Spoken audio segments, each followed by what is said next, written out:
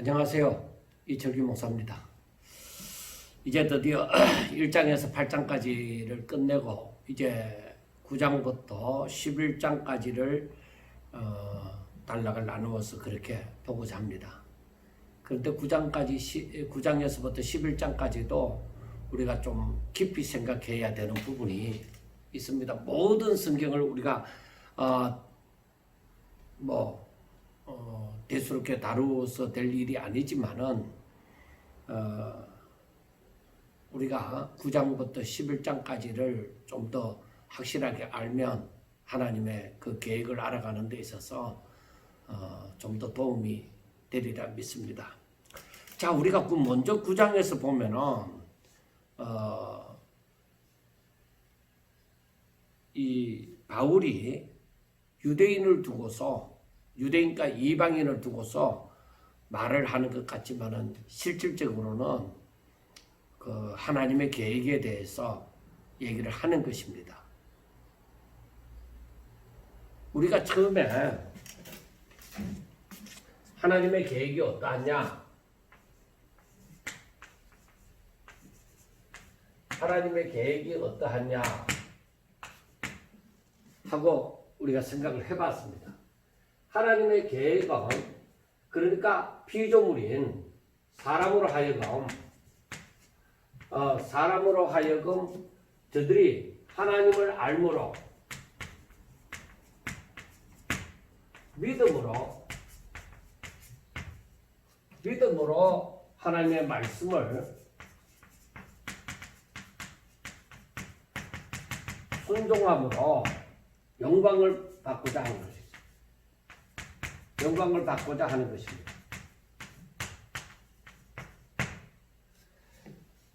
그런데 사람으로 하여금 하나님을 알므로 믿음으로 말미암아 하나님의 말씀을 순종함으로 영광을 받고자 하는 것인데, 자, 하나님을 알기 위해서는 사람이 하나님을 알기 위해서는 바로 하나님께서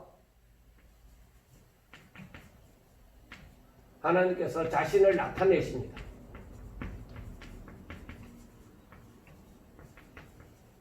하나님께서 자신을 나타내심으로 사람들이 하나님을 알게 되어지죠.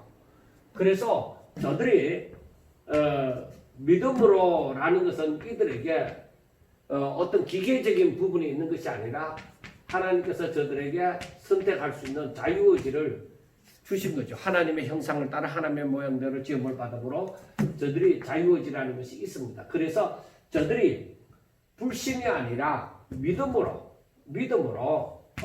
여기에서 자유의지에서 우리가 선택을 하는 데 있어서 믿음을 선택할 수 있고 불신, 믿지 않음을 선택할 수도 있습니다. 그런데 믿음으로 하나님의 말씀을 순종함으로 하나님께서 영광을 받고자 하는 것입니다. 자, 그런데 그래서 하나님께서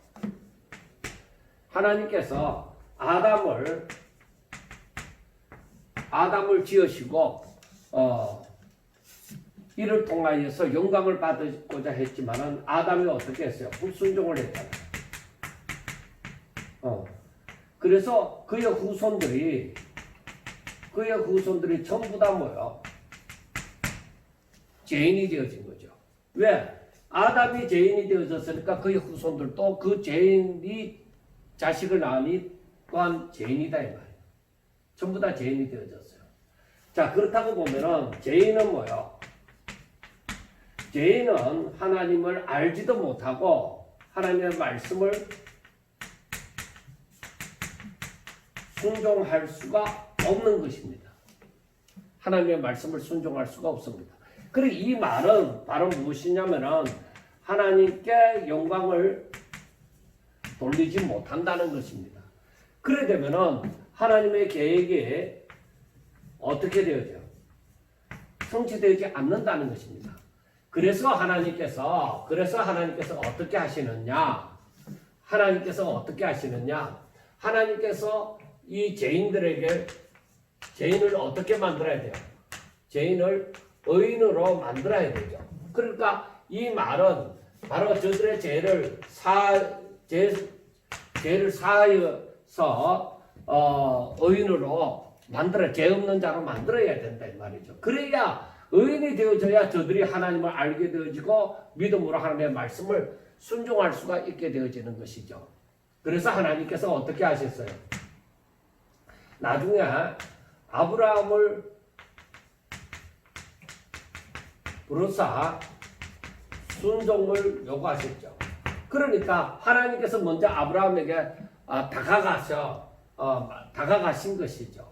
그래서 순종을 요구했을 때 12장 4절을 창세기 12장 4절을 보면은 이 아브라함은 어떻게 했어요? 하나님의 말씀을 따라 말씀을 쫓아갔고 그렇게 얘기하는데 우리가 개정판에는 어떻게 말씀을 했느냐? 하나님의 말씀을 따라갔고 하고 말씀이 되어져 있습니다. 그래서 여기에서 하나님께서 아브라함에게 12장 1절 창세기 12장 1절에서부터 3절에 있는 말씀처럼 하나님께서 아브라함에게 약속하여 주셨죠. 내가 너로 큰 민족을 이루도록 해주겠다. 그리고 내가 너로 하여금 너와 너의 후손들로 말미암아 모든 민족이 복을 받게 하겠다. 축복의 근원이 되게 하시겠다. 그렇게 말씀을 하셨죠. 자, 약속을 해주셨습니다. 그리고 그 12장 7절 부분에 가보면은 땅을 기업으로 하나님께서 약속하신 땅, 하나님께서 아브라함에게 가라고 그 말씀하신 그 땅을 기업으로 주리라고 말씀을 하셨습니다. 자, 하나님께서 이와 같이 아브라함을 부르시고 그 아브라함의 후손들이 어떻게 이스라엘 백성이 되어지는 것이에요. 그러니까 이들을 하나님의 백성이라고 얘기를 하는 것입니다. 그리고 이 이스라엘 백성들은 바로 바울의 동족이 되어지는 것입니다. 그런데 하나님께서 우리가 오늘 그 9장 4절에서도 나오지만은 하나님께서 이 아브라함의 후손들에게 특별한 특권을 주셨습니다. 다른 민족과는 다르게 특권을 주셨습니다. 그리고 여기서 12장 4절에서 말씀하시는 것은 저들을 아들로 삼으시고 양자가 되어지고 그리고 저들에게 하나님의 영광을 나타내 보여주셨습니다. 그리고 저들에게 하나님께서 언약하셨습니다. 하나님께서 이 후손들과 언약을 하셨습니다. 그리고 4절에서 뭐라고 말씀해요? 저들에게 율법을 다른 민족에는 주지 않았던 율법을 저들에게 주셨습니다. 그 다음에 저들이 하나님 앞에 예배할 수 있는 특권을 하나님께 예배하는 특권을 가졌습니다. 그리고 하나님께서는 메시아를 또한 약속하여 주셨습니다. 저들을 아들 삼으시고 저들에게 하나님의 영광을 나타내시고 저들에게 언약하시고 저들에게 율법을 주시고 저들이 하나님 앞에 예배할 수 있는 특권이 있고 저들이 메시아를 약속받았습니다. 이러한 특권을 이 아브라함의 후손이 가졌다 이 말이에요. 그런데 바울이 어땠어요? 율법에 가마리엘 문화생으로서 율법에 열심히 있었습니다.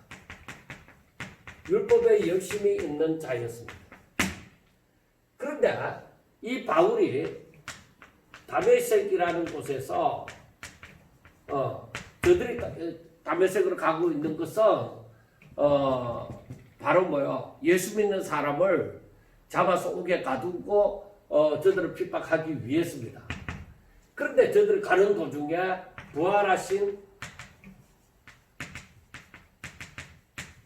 주님을 만납니다.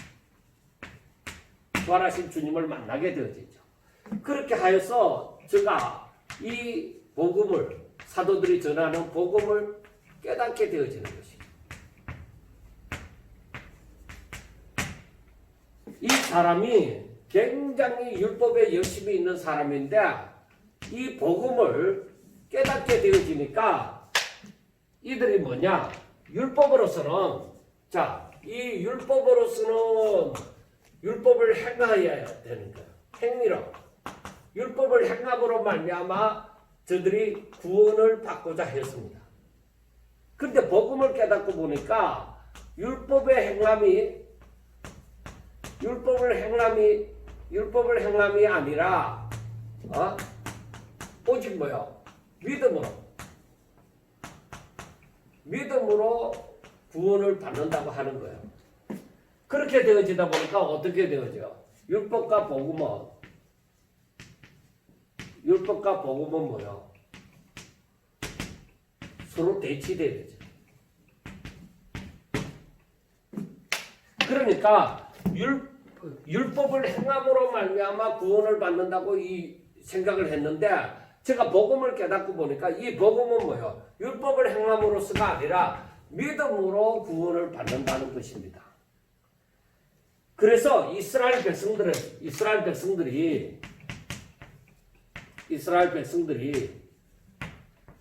지금 전부 다 어떻게 되어져 있어요? 이스라엘 백성들은 저들이 할례를 받고 아브라함의 후손이니까 율법을 행하고자 하는 행함으로서 살겠다고 하는 작정하는 할례를 받고 그래서 율법을 행함으로 저들이 구원을 얻고자 하는 거예요. 그런데 바울의 입장에서 바울이 회심한 후에서는 이 동족을 이스라엘 백성들을 바라볼 때 어떻게 했어요? 바라볼 때 굉장한 안타까움을 갖는 거예요. 그래서 그 안타까움이 바로 1절에서부터 3절까지 나오는데 이제 3절까지 나오는데 이 말씀이 무엇이냐? 이 말씀이 내가 진짜 진실로 말하는데 여기서 보면은 내가 그리스도 안에서 참말을 하고 거짓말을 아니하노라. 나에게 큰 근심이 있는 것과 마음에 그치지 않는 고통이 있는 것을 내 양심이 성령 안에서 나와 더불어 증거하노니. 바로 성령이 증언을 하는데 바로 뭐냐? 나에게 큰 근심이 있고 고통이 있다. 그게 뭐냐? 큰 근심이 있고 고통이 있는 게 뭐냐? 나의 동족이 구원받기를 원한다는 거예요. 내 동족이 구원받기를 원한다는 거예요. 왜냐하면은 자기 자신도 뭐요? 이 율법에 율법에 열심히 있는 사람이었다 이거예요. 나도 내 동족들이 할례를 받고 율법 행함으로 구원을 받고자 하는 그 마음을 나는 누구보다도 더 크게 가졌던 사람인데 내가 복음을 깨닫고 보니까 그게 아니라 율법은 죄를 깨닫게 하는 것이고 모든 사람을 죄 아래 두어서 오직 율법은 몽학 선생이 되어져서 우리를 예수님께로 인도하는 역할을 하는 것이라는 것입니다. 그런데 그것을 깨닫지 못하니까 그야말로 우리가 율법대로 행하겠다고 하는 그 성과 같은 그 할례를 받고 그 율법을 행하고자 그렇게 산다는 것입니다. 그래서 이게 아니다. 내 동족이 이 진리를 제대로 깨닫지 못하고 있구나. 그래서 나에게 큰 근심이 있고 고통이 있다는 것입니다. 내 동족들이 이렇게 잘못 알고 가고 있는 것에 대한 굉장한 안타까움이에요. 그래서 내 동족이 오직 구원을 받기를 원하는데 정말로 내가 나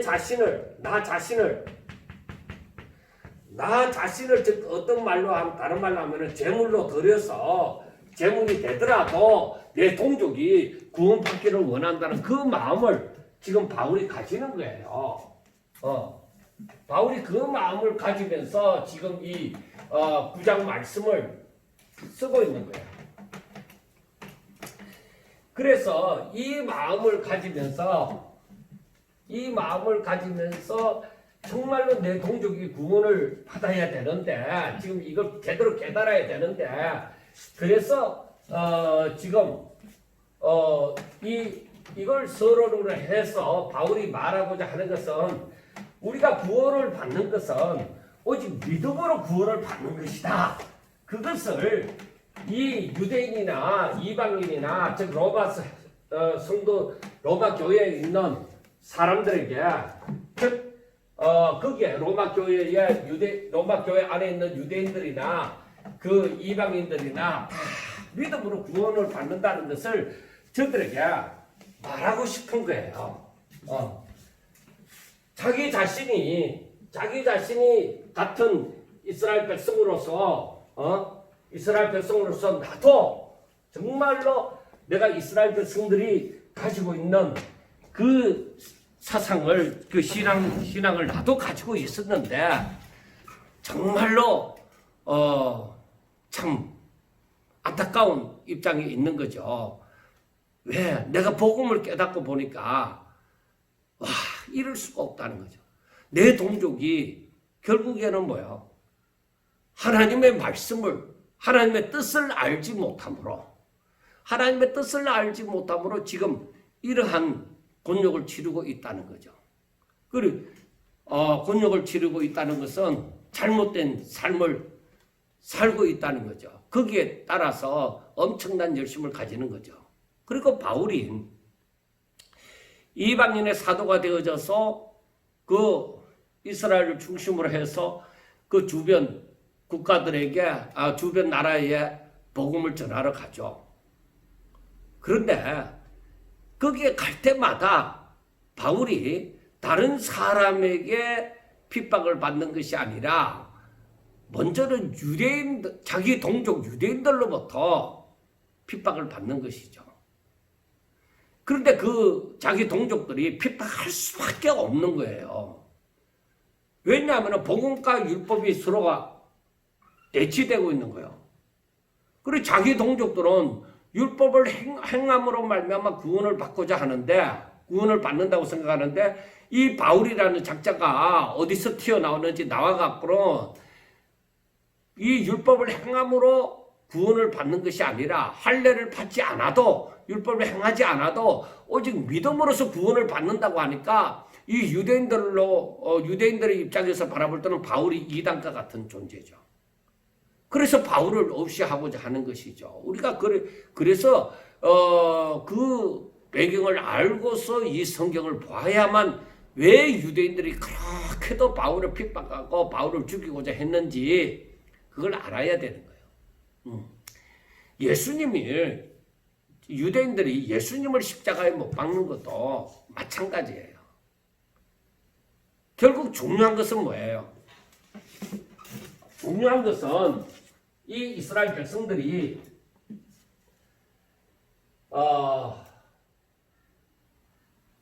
이 이스라엘이 복음을 알지 못하는 것은 아주 어쩌면은 당연한 것이에요. 왜? 저들은 하나님의 뜻을 알지 못함으로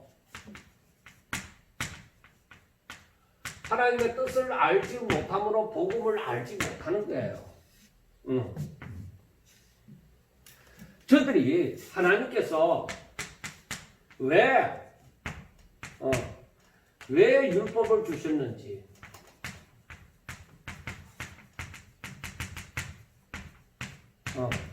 왜 율법을 주셨는지 이 해답을 알지 못하는 거예요. 이스라엘 백성들이 알고 있는 것은 무엇이냐? 너희들이 율법을 행하면 계명을 따라 행하면 너희들에게 구원이 있다. 내가 너희들에게 복을 주겠다. 그렇게 말씀하시잖아요. 그렇기 때문에 이스라엘은 뭐요? 율법을 행하고자 그렇게 힘쓰고 애쓰는 거예요. 그런데 율법으로 이 죄인이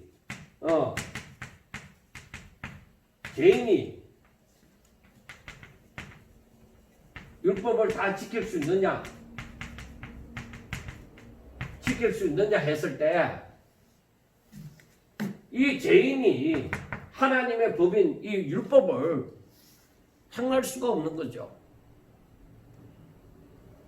그래서 이 율법을 받은 자의 입장에서는 너희들이 이 율법대로 지켜라 하고 하나님께서 율법을 주셨단 말이에요. 그런데 저들이 다 뭐예요? 율법 앞에 죄인이 되어지는 거예요. 왜? 저들이 율법을 다 지킬 수 없으므로. 그래서 저들이 율법을 지킬 수 없기 때문에 신약 성경에 보면은 그 유대인들이 특히 하나님을 잘 믿는다고 하는 유대인들이 다 외식하는 자가 되어지는 거예요. 외식하는 자가 되어져서 저들이 구원을 받은 것처럼 구원을 받은 자처럼 사는 거예요. 실질적으로는 저들은 구원을 받지 못했는데. 그런데 저들은 누구보다도 율법에 열심히 있는 사람들은 그러한 유대인들은 뭐예요? 율법을 다 지켜 행하는 것처럼 그렇게 외식하면서 살아가는 거예요. 그러면은 이들은 뭐예요? 더욱더 죄를 범하는 것이죠. 그래서 이 사람들이 로마서 10장 1절부터 3절까지 보면은 알 수 있지만은 이 사람들은 뭐예요? 자기의 의를 이루려고 하나님의 의를 이루려고가 아니라 자기의 의를 이루려고 굉장히 열심을 내는 거예요. 굉장히 열심을 내는 거예요. 유대인들이 자기의 의를 이루려고 하나님의 그 주신 그 율법을 그대로 지켜 행하려고 난리가 나는 거죠. 그런데 하나님의 뜻은 하나님의 뜻 왜 율법을 주셨느냐? 율법을 주신 이유가 뭐냐? 우리가 앞에서 지난 시간들에 보았지만은 하나님께서 율법을 주신 이유는 모든 사람으로 하여금 하나님의 심판 아래. 그러니까 이 말은 뭐요? 죄인이라는 것이죠. 그리고 모든 사람들이 뭐요? 죄를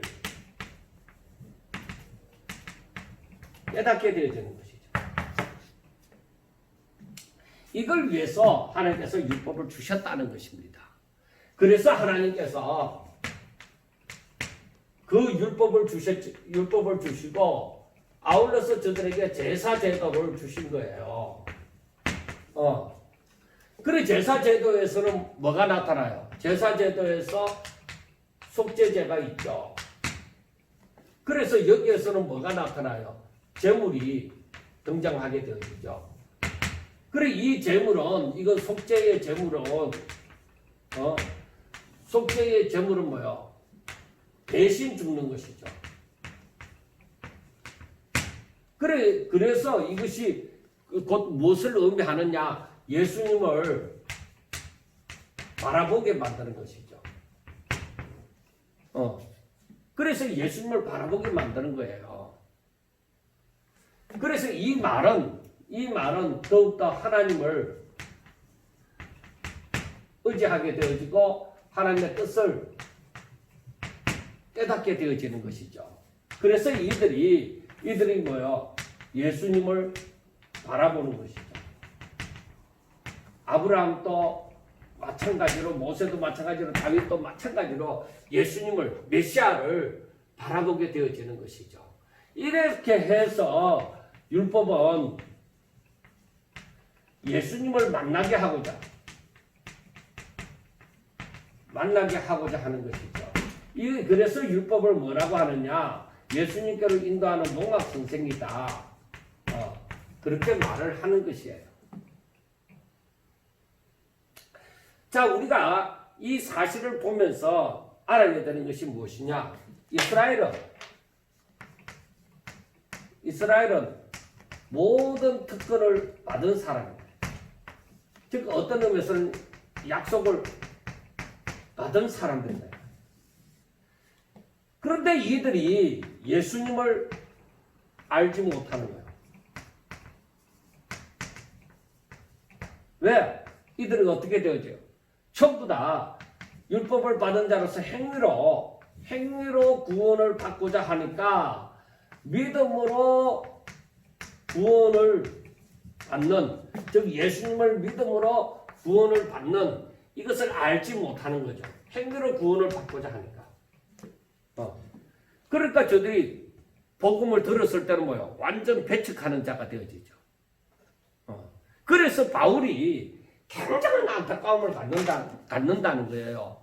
내 동족을 어떻게 하느냐? 내 동족을 어떻게 하느냐?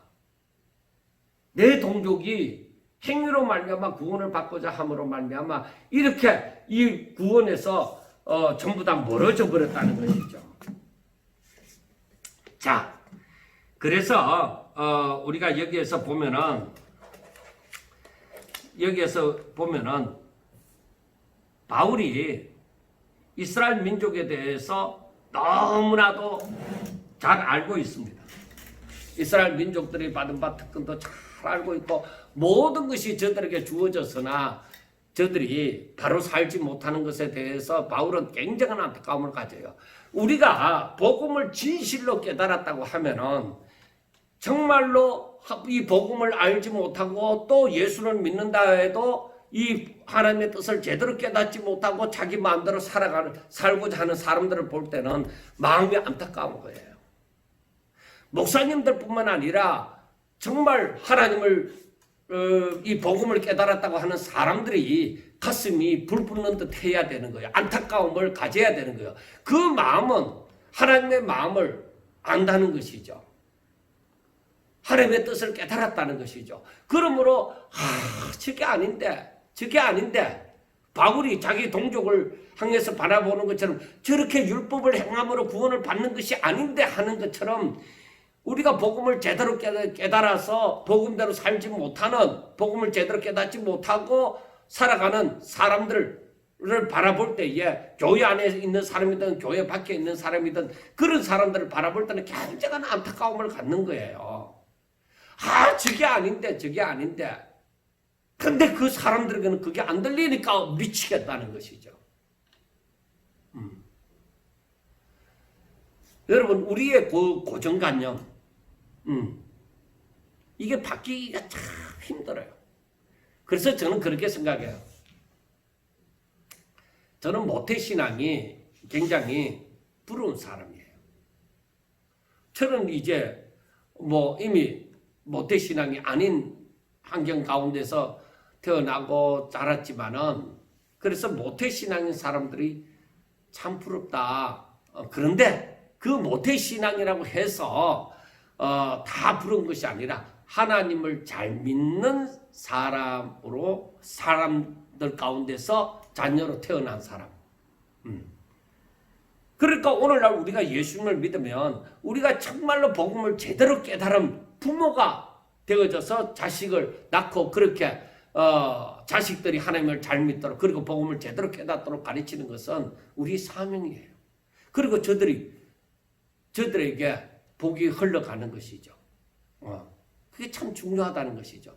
그래서 우리는 자식은 낳았으니까 자기들 알아서 살아가고 그럴 수 있습니다. 그러나 내가 복음을 깨달아서 진정 깨달아서 자식들에게 그렇게 가르치고 훈련시키고 하는 것은 너무나도 중요한 것이죠. 그래서 이런 우리가 복음을 제대로 깨달은 사람들은 이런 안타까움을 다 가지고 있는 거예요. 자, 그 다음에 갑자기 분위기를 바꾸어서 6절에 보면은 그러나 하나님의 말씀이 폐하여진 것 같지 않도다. 이스라엘에게서 난 그들이 다 이스라엘이 아니요 또한 아브라함의 씨가 다 그의 자녀가 아니라 오직 이삭으로부터 난 자라야 내 씨라 불리리라 하셨으니 곧 육신의 자녀가 하나님의 자녀가 아니요 오직 약속의 자녀가 씨로 여기심을 받느니라. 약속의 말씀은 이것이니 명년 이때에 내가 이르리니 사라에게 아들이 있으리라 하심이라. 그뿐 아니라 또한 리브가가 우리 조상 이삭 한 사람으로 말미암아 임신하였는데 그 자식들이 아직도 아직 나지도 아니하고 무슨 선이나 악을 행하지 아니한 때에 택하심을 따라 되는 하나님의 뜻이 행위로 말미암지 않고 오직 부르시는 이로 말미암아 서게 하려 하사 리브가에게 이르시되 큰 자가 어린 자를 섬기리라 하셨나니 기록된 바 내가 야곱은 사랑하고 에서는 미워하였다 하신가 같으니라. 자, 이 부분에서 신학적인 논쟁이 많이 나옵니다. 지금 또 이 부분을 계속적으로 논쟁의 대상으로 삼는 사람들도 있습니다. 아마 당연히 그렇게 되어지리라고 그렇게 논쟁이 되어지리라고 생각을 합니다. 자, 여기에서 보면은 하나님의 말씀이 폐하여진 것 같지 않다 하는 것은 바울이 이스라엘 사람들의 그 불신앙에 대해서 즉 복음을 따라 살지 않고 율법을 따라 살아가는 그 사람들, 율법을 행함으로 구원을 받고자 하는 그 불신앙에 대해서 염려하고 있지만 그렇다고 해서 하나님의 자녀를 향한 하나님의 약속은 결코 폐기되어지지 않았다는 말씀입니다. 그래서 7절에 보면 또한 아브라함의 씨가 다 그의 자녀가 아니라 오직 이삭으로부터 난 자라야 내 씨라 불리리라 하셨다고 했습니다. 그리고 8절에서는 곧 육신의 자녀가 하나님의 자녀가 아니고 오직 약속의 자녀가 씨로 여기심을 받느니라 하고 말씀을 합니다. 자, 여기에서 하나님의 말씀, 즉 하나님께서 말씀하신 그 약속하신 것이 폐하여지지 않았다 이거예요. 없어지지 않았다. 없어지지 않았다는 거예요. 그 말은 무슨 말씀이냐? 자, 우리가 볼 때에 유대인 가운데도 믿는 자가 있고 안 믿는 자가 있죠. 그래서 여기에서 보면은 이스라엘에게서 난 자, 이스라엘에게서 난 자라고 해서 다 이스라엘이 아니다. 다 이스라엘에게서 난 자라고 해서 다 이스라엘이 그 택한 그 이스라엘은 아니라는 것이죠. 그래서 여기에서 말씀하기를 아브라함의 씨가 있고 이삭의 씨가 있는데 이것은 아브라함의 아들이 이삭이잖아요. 그래 이게 이 말씀이 무엇이냐? 여기에서 말씀하는 것은 아브라함의 씨라는 것은 아브라함의 후손들, 육신으로 즉 아브라함의 육신의 후손들을 얘기하는 거예요. 그래 아브라함의 씨라고 해서 다 뭐요? 다 그의 자녀가 아니라는 것이요. 오직 이삭으로부터 그 이삭의 후손들이 이것은 약속으로 말미암아 난 후손들이 뭐요? 하나님의 자녀라. 내시다. 즉 하나님의 자녀다 이 말이야. 그러니까 진정한 아브라함의 후손이다. 그렇게 불리리라. 그렇게 말씀을 했습니다. 그래서 육신으로 아브라함의 후손이라고 해서 다 하나님의 자녀, 아브라함의 약속하신 그 자녀가 아니라 하나님의 말씀으로 약속하심으로 난 그 이삭으로 말미암아 후손만이 아브라함의 진정한 후손이라는 것입니다. 그래서 약속의 말씀 9절에 보면은 자 9절에 보면은 어떻게 해요? 저기 여기에서 보면은 9절에 약속의 말씀은 이것이니 명년 이맘때에 내가 이르리니 사라에게 아들이 있으리라. 그러니까 명년 이맘때에 태어난 이삭만이 약속의 자녀다 이 말이에요. 이게 바로 약속의 자녀다. 자, 이것은 바로 사라에게서 난 자라야 아들이라야 약속의 자녀다 하는 것과 그 다음에 리브가에게서 난 자식이 그 뱃속에 잉태되어진 자식이 에서와 야곱이 있습니다. 자, 이들이 뱃속에 있을 때에 하나님께서 뭐라고 했어요? 큰 자가 어린 자를 섬기리라. 그렇게 말씀을 했다 이 말이에요. 자, 우리가 어떻게 보면은 이 말씀은 사라에게서 아들이 있으리라 했을 때에 이것은 아브라함의 본부인이 사라이잖아요. 그러니까 아브라함과 사라에게 말씀했기 때문에 사라가 아니라 그 사라의 여종인 하갈로 말미암아 이스마엘이 태어났잖아요. 우리가 이것은 이해를 한다 이거예요. 이건 어느 정도 이해를 하는데 리브가에게서 에스와 리브가에게서 그 이삭의 후손으로 이삭의 아내가 되어진 리브가에게서 에스와 야곱이 잉태되어 있습니다. 쌍둥이가 잉태되어 있습니다. 더구나 쌍둥이예요. 형제도 아니고 어떤 그 갭이 있는 것이 아니라 터울이 있는 것이 아니라 한 뱃속에 지금 에스와 야곱이 있습니다. 그런데 하나님께서 큰 자가 어린 자를 섬기리라 이렇게 말씀을 하셨다 이 말입니다. 그래서 내가 야곱은 사랑하고 에스는 미워하였다고 얘기했습니다. 이들이 지금 뱃속에서 아무것도 행하고 있지 않은 상태에서 하나님께서 그렇게 말씀을 하셨다는 것입니다. 그러면 여러분들 한번 생각해 보세요.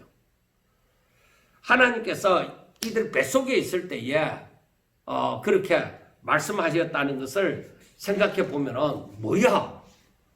뭐 때문에 그런 거야?